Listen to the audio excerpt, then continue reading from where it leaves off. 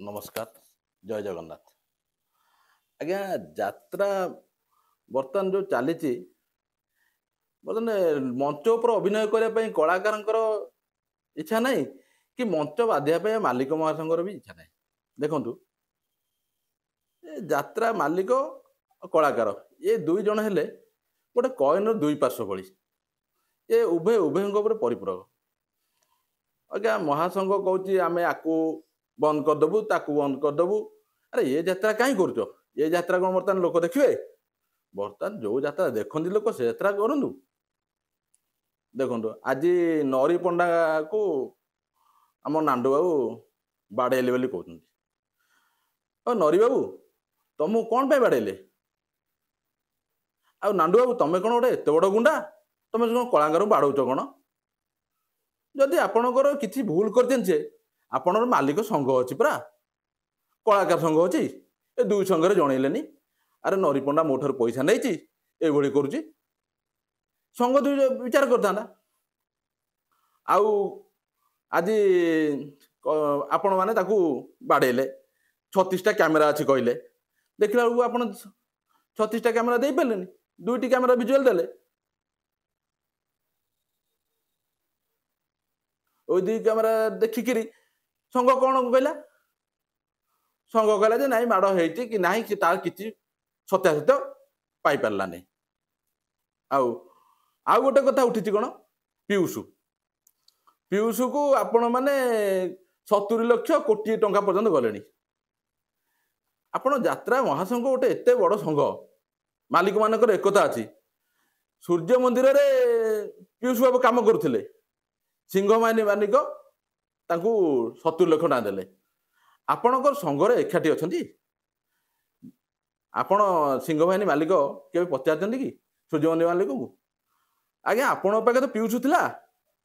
आसी मो पाखे बसची ना आपण से पैसार घमंड देखले मो पाक आसची मुझे देदेवी पीयूष भी देखला मोर भी डिमांड बढ़ला सी कहीं छाड़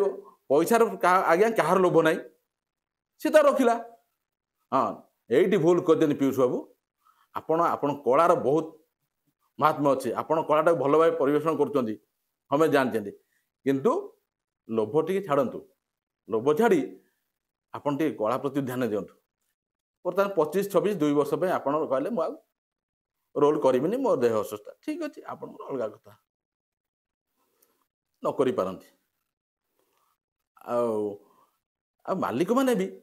कहीं 5टा पीयूष बाहर करने चिंता करना से गोटे पीयूष पछे कहीं पड़ी 70 लाख दे गोटे परिवार कहीं पड़े 5टा परिवार पछे 70 लाख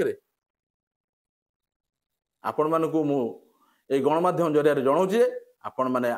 ओडिशा रे बहुत पीयूष अच्छा हजार हजार पीयूष अच्छा से मंच उपर आने चेष्टा करूँ आमर जमती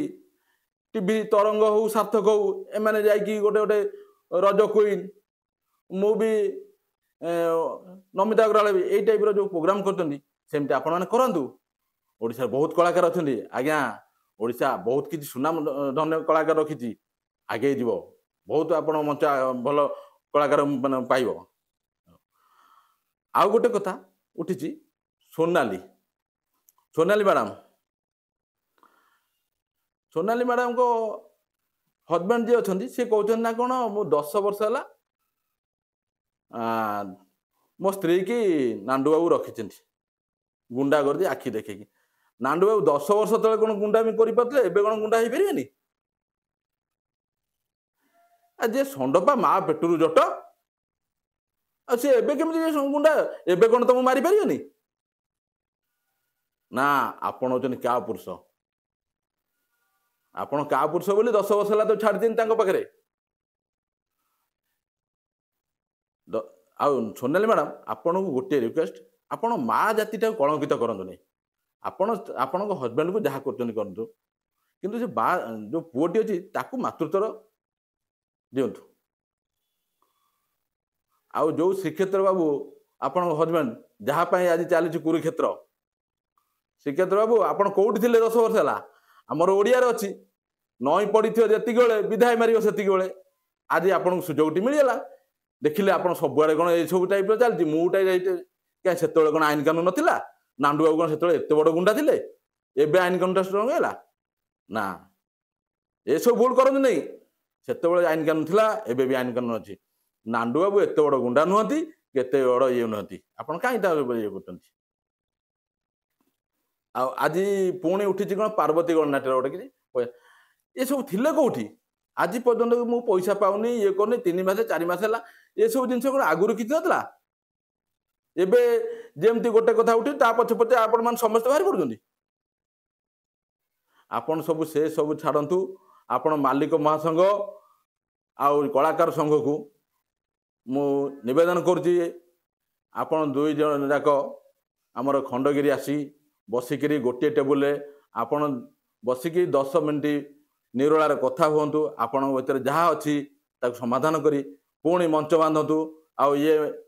କଳାକାର ବି ମଞ୍ଚରେ କଳା ପରିବେଷଣ କରନ୍ତୁ। ଜୟ ଜଗନ୍ନାଥ।